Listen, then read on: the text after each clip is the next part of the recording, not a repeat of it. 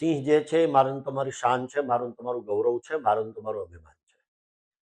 સિંહની જાળવણી કરવી, સિંહનું સંવર્ધન કરવું, એમાં મદદ કરવી એ મારી ને તમારી ફરજ છે. એ સંદર્ભે ગુજરાતમાં આજે સિંહોની સંખ્યા ખૂબ વધી છે. નેશનલ હાઈવેની જો વાત કરીએ એટલે કે કોસ્ટલ બેલ્ટની સોમનાથથી લઈ અને ભાવનગર સુધીની, તો ખૂબ સારા રસ્તાઓ બન્યા, પૂરપાટ ઝડપે ગાડી દોડે છે અને આ વિસ્તારમાં સિંહોની સંખ્યા પણ ખૂબ વધી છે. ત્યારે આપણે બધાએ એક સહિયારો એવો પ્રયાસ કરવો જોઈએ જેથી કરીને સિંહોના અકસ્માતો નિવારી શકાય.